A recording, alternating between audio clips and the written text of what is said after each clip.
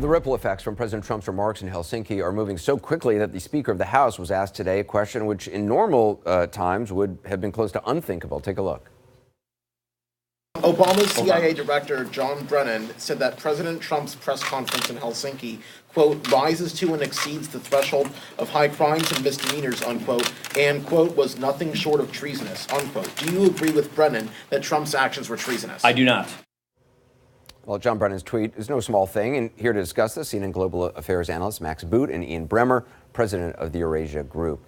Max, you wrote that if anyone is, quote, the enemy of the people, which is the line the president uses against the free press, it's Trump himself. What about that word treason? Is that a word that should be being used?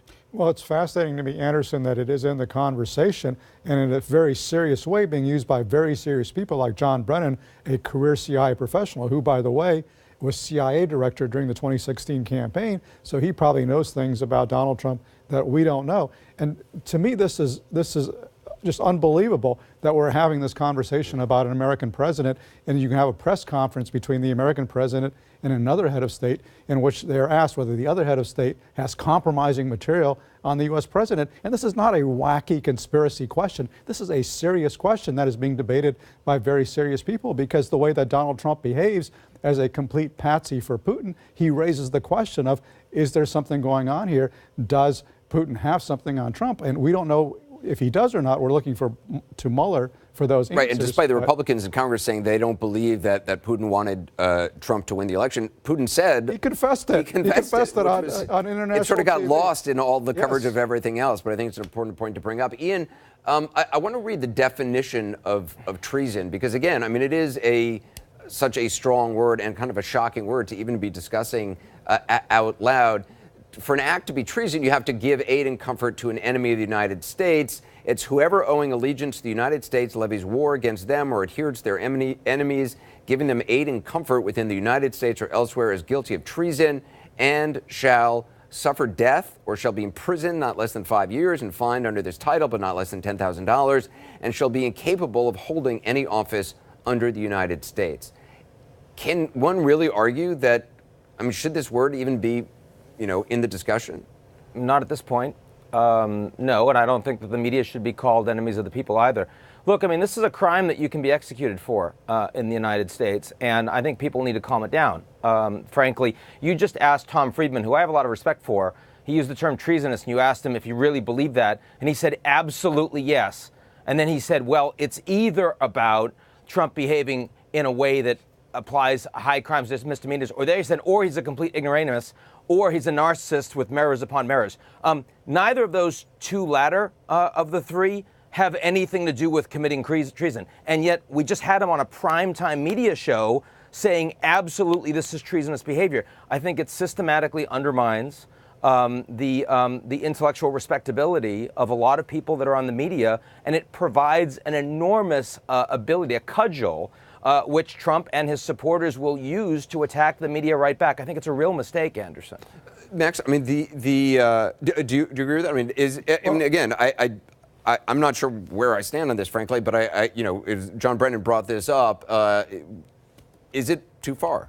I mean, I'm not prepared to sit here, Anderson, and say that Donald Trump is guilty of treason, but I think it is something that we have to discuss because of his behavior. And what I am prepared to sit here and say is that he is guilty of violating his oath of office to protect and defend the Constitution, because that is not what he is doing when he is siding with a despot and an enemy of America against the U.S. intelligence community, and when he is not taking the steps he needs to take to protect us from future Russian attacks, even though his own director of national intelligence says that the warning systems are blinking red right now. Ian, do you this question I asked Congressman Hurd earlier, do you trust the president to meet one-on-one with Vladimir Putin or anybody one-on-one and accurately represent the best interests of the United States? No, I have serious questions about it. I think the reason why he met one-on-one is because he knew that if he brought in members of his own administration, including people like the Secretary of State, who I think we have a lot of respect for, that he did not believe that they wouldn't leak That's extraordinary. It's also use of a double negative, which we can do. And that tells you something very disturbing, that on this Russia-Putin issue, that literally the entirety of Trump's administration stands aside from him. But I do think that's very different from when people start comparing Trump to Hitler, to the Nazis, comparing what he did in Helsinki to Kristallnacht. Right. And I think that when people talk about treason, it is incumbent even on you, Anderson, to have a view of how you feel about that language, that kind of incendiary language being used commonly, because you and I both know so many people that are doing commentary right now who have gotten really angry, and they've kind of gotten unmoored as a consequence of this over the course of the last year and a half. Max, the president coming out today to try to clarify things, you could use that word, to try to clean up, however you want to view it.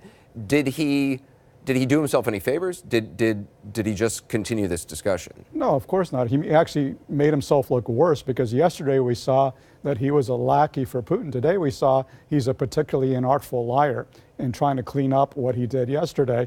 And so it doesn't add to his credibility at all. In fact, it further undermines it, because, you know, he is this sinister figure, but also this figure of fun who is seen with fear and loathing around the world, but also being laughed at. And that's a horrible combination for the President of the United States to be in, because he reflects upon the country as a whole. Ian, could these comments come back to haunt the president, whether it be in connection to the Mueller investigation or something else? Well, I think two things. One is he did the absolute minimum that was required to get the majority of Republicans back on his side and say, let bygones be bygones. That was the reason why he did what he did. Mission accomplished from that perspective. But there's no question that he can't stop this Mueller investigation. And he's provided in Helsinki and in today's comments an awful lot more grist for those that are concerned that there's something serious that we don't know here, some kind of cover-up, something that will come out that really does explain in much more full way why Trump seems to be so in the bag for an adversary of the United States, the Russian president. And there's nothing we've seen in the last 48 hours that should provide us comfort that we've gotten answers to those questions. Well, I mean, Ian is saying, and I agree with him, that Trump looks like he's in the bag for our adversary, but then Ian is resisting the notion of describing that as treason, and I admit that's a very strong word. But if you're truly in the bag for our adversary, then how do you describe that? Now, in terms of whether he truly is guilty of this horrible crime, I think we have to wait for Robert Mueller to make that determination. That's correct. But in the meantime, I have utmost confidence in saying he is not protecting the United States. He is not upholding his oath of office. That, we don't need any further evidence to reach that conclusion. Max, I appreciate it. Ian, as well.